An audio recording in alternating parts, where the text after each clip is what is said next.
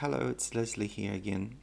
Today I wanted to talk about the randomness of learning a language. I think I have this analogy that your vocabulary is a little bit like maybe a 5,000 piece jigsaw puzzle, but one that's never quite full. We keep adding to it. It might be even a 10,000, let's say 10,000 piece jigsaw that you never quite fill. And each word you put in is a puzzle piece. And some words are easier to put in than other words, and some pieces might even be more useful. But anyway, uh, if you think about it, no two people on this planet Earth have learned the new words in the same order. I think everybody, even if you think about it, a set of twins, they will have they'll learn words in a different order to each other, even twins. So everybody is kind of unique in the way we learn the order of our words. And I think in older people like me and people that are older than me tend to think of learning a language as very structured. You go to a course, they're going to teach you the proper way, they're going to teach you in the right order, they're going to teach you the right things. But I think the people that are most successful at learning languages realize that it is a bit chaotic, and that's normal because no one's going to encounter especially after the intermediate stages, no one's going to learn new words in the same order, and it's very random which new words you're going to learn. And I think people don't realize that is entirely normal. And I think the people that are more successful at it don't just do a course. I think because there's this idea, I think, going around that with older people, that you go to a course, you do say the A1 course, and then the A2 course, and then the B1 course, and then the B2 course, and then you either move to the country or you're already there, and hey presto, then you are fluent. But it doesn't really work that way because you have to be immersed in it. And that's why I think my approach is very good, because what do you think immersion is? Like if you went to another country, Spain, say, and that's where I lived. I lived in Spain. If you went to Spain, I didn't actually learn Spanish the official way, and I think I should have. However, the thing is that the immersion part comes from everything else you're exposed to. It's not just a course. If you just do the course alone, and don't watch any television or don't interact with anybody, you're probably going to forget everything and not end up being fluent. So it's everything else that you're doing in addition to the course that is going to make you fluent. And that is why I think this approach is pretty good, because I am trying to make people immersed without necessarily immerse you in Russian language without you actually having to be there or having to move there. So anyway, the thing is that learning a language is as an adult, is a really messy process. No two language learners on earth learn everything the exact same way. Even if you go to the official course at university or some other course online, you'll learn a bit there and a bit there and a bit from over there and a bit from there and everywhere. There'll be, it's just a very messy process. But I think what I'm trying to say is that's very normal. Sometimes I wonder myself, I think, gosh, I never know when I'm going to need or encounter a new word, and to fill one of the pieces in the missing jigsaw puzzle. I never really know. It's a very slow process, but it's normal. you know, so there's this other idea that, you know, you have to be living in the country that you're learning. Otherwise, you've got no chance or less chance. And I don't think that's right. But I think we can go out of our way now to find ways to immerse ourselves without actually having to live there, live in another place. You know, if you think about it, if you're one of those people that thinks you only want to go with the traditional language approach, say go to a course, a uni course, because it's a whole idea that even and it still persists today, that if you haven't learnt it after high school, say, I even used to think this, oh well, I haven't learnt Italian, that wasn't even an option at high school, I'll never be able to learn it now, it's too late, I'm too old.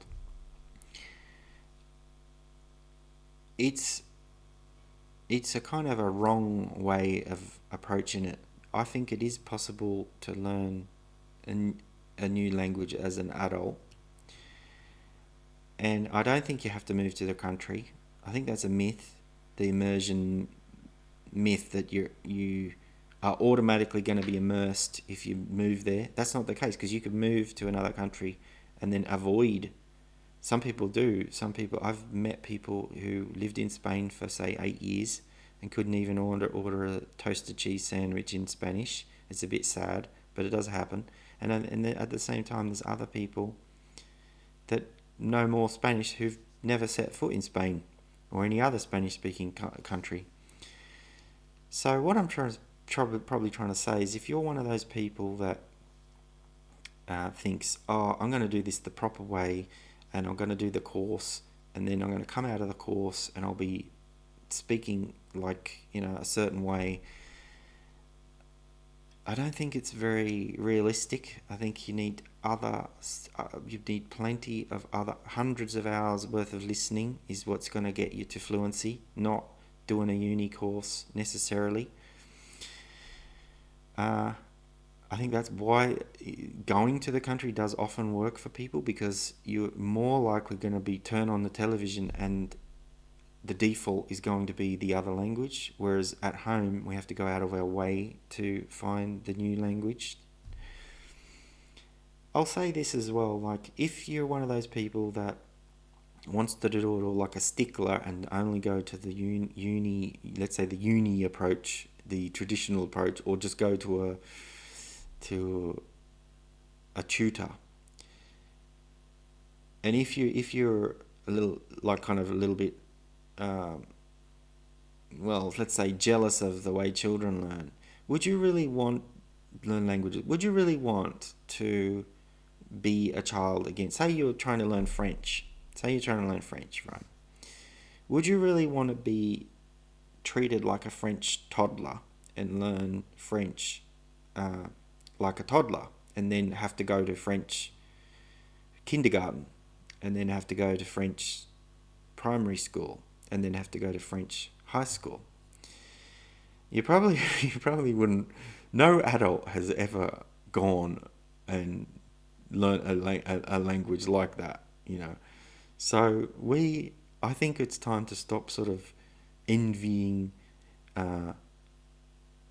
children and start thinking about, well, what advantages have we got as adults at learning a language? The advantages are, we already know the concepts of words, like, say, for example, blackmail or bankruptcy, which a 5-year-old probably doesn't know yet. We already know the concepts of words. Yes, I agree that as you get older, it is much harder to retain words. However, I think that young people, as they're learning it, young children, they don't actively go out of their way to expand their vocabulary. The vocabulary is imposed on them, and it's a very sort of a passive approach. As an adult, you have to be active and more go out of your way to actively look up words. I look up words with Google Translate all the time. And if you've seen one of my last videos, I look up words all the time in Google Translate. In fact, one of my last videos, I hit the limit with Google Translate. It says here, your phrase book has reached 10,000 entries, meaning over 5 years or more, I've looked up 10,000 words or phrases. Usually they're words. So I have to go actively out of my way to look up words. Children are kind of, as I said, they're more passive. Their words are imposed on them at the school, what other kids, But as an adult, you have to go out of your way to find content. And then if you don't know a word, then the best approach is to look it up, what it means. I don't think it's right learning phrases. I think ultimately, if you want to be able to speak fluently, you have to know what each and in every individual single word is. And that means you have to look up each word, what it means. There's just no other way, unless you're having it explained to you, which actually takes longer to have it explained to you. But I go out of my way to look up words all the time. It is a pain in the ass. It is. Sometimes I enjoy it. Other times I think, oh, another word I've got to look up. So I still have curiosity, but it's very tedious. It's very tedious having to look up 2,000 words. However, there's just no other real way to do it. But there's plenty of other advantages to learning as an adult as well. But I just wanted to make this video about it is a very messy process. Usually the words I've got to look up after being intermediate, it's usually adverbs and maybe some adjectives and abstract nouns. They are the ones that I'm always, or even some obscure verbs such as, to say maybe drag something or quash something. So it's less frequently. And here's the thing, the less frequent, the more advanced you get, the less frequently the more advanced words appear. So it might be 1 month before you hear that word again. So I usually, if I encounter a word now and I'm already at upper intermediate, I use that opportunity then. I think I better look it up because it'll be another month or two before it comes around again, and then I'll be even more delayed. It'll take even more time to learn it. It'll be 10 or 15 years instead of 5 or 6. So I try to be good, if you like, and look up the words. But if you are really, I try to think a target of say maybe 5 new words a day is a good thing to aim for. I think if you're trying to set yourself to learn more, maybe in the beginning it's easier, but I think after a certain time, I usually sort of only look up about 5 or 10 words a day. If you think about it, maybe 5 words a day is over 1,500 words a year, which is an okay rate because it means in a few years you'll have already a vocabulary of a few thousand words if you actually commit them to memory. If you aim too high and try to learn 20 or 30 or 40 or 50 words, you'll just forget them and then you'll feel worse. And if you aim too low and you only look up 1 word a day or 1 word a week, you'll never get anywhere. It'll take you too long. You'll be dead before you you won't get anywhere if you're only looking up 1 word a week. So you have to be realistic and think. I try to aim for I'm trying to aim to learn around 2,000 words, say. I think that's a good number where you can actually start speaking in another language if you have enough good vocabulary.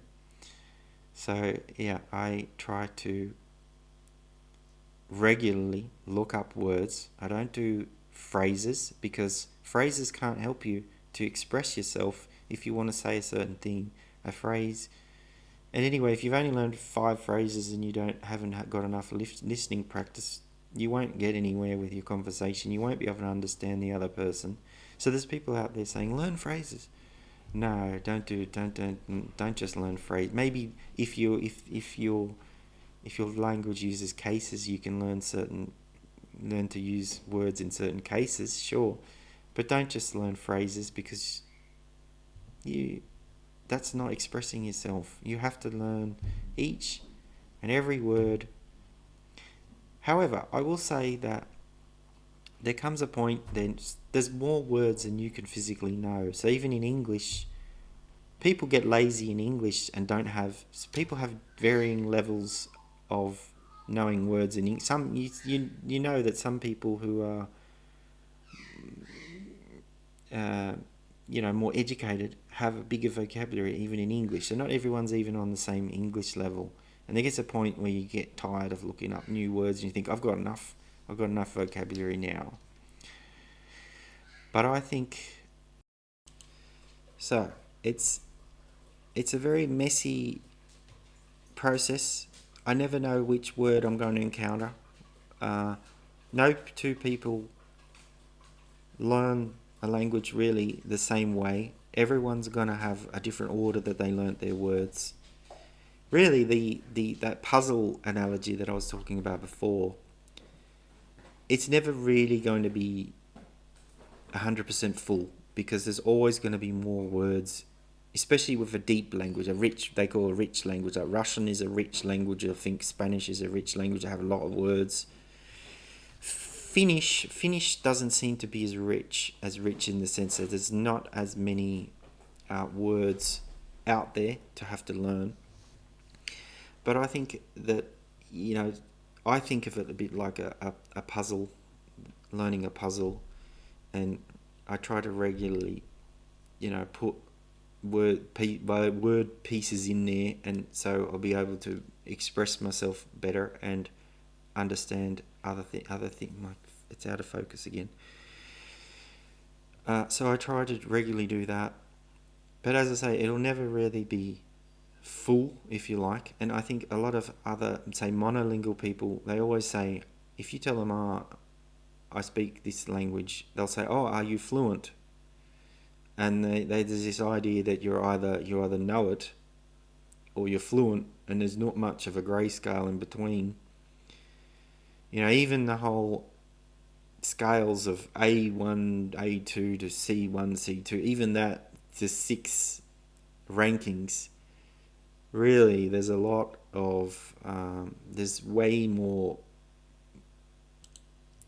I guess I don't think it's right to categorize people into one of 6 categories, because if there's, say, 2,000 words, some people are going to know 1,500, some people are going to know 1,230 or whatever, some people are going to know 300.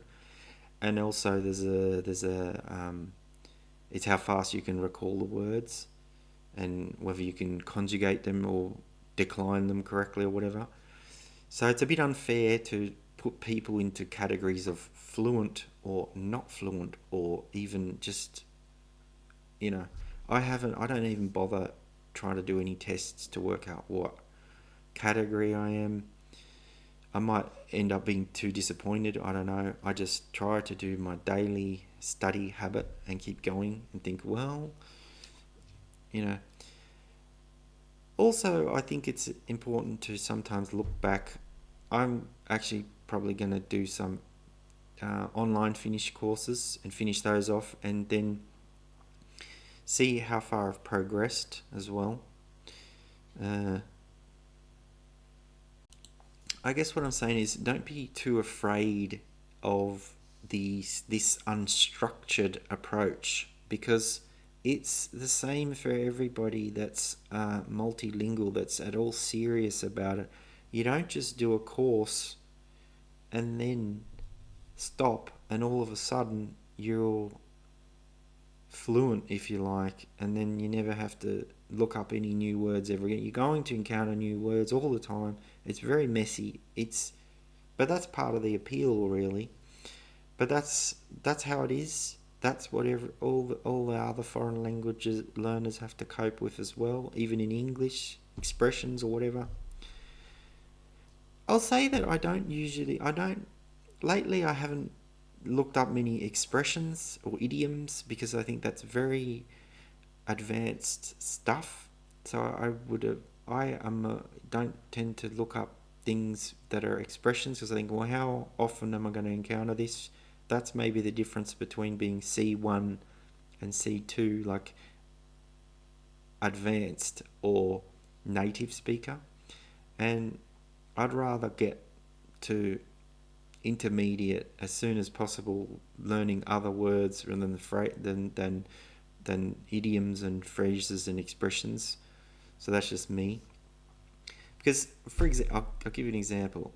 I was watching this Ricciardi, Inspector Ricciardi, the Italian show, and there's this woman in the maid that uses all these.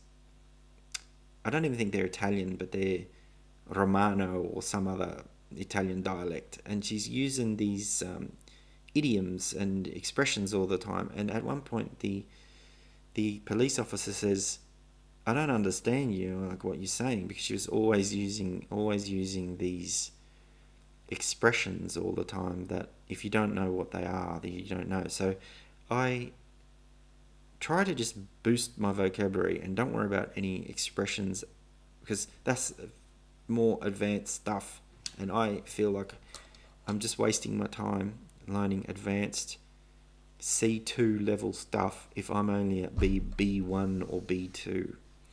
So yeah, that's all I really have time for. Thank you for watching. Bye.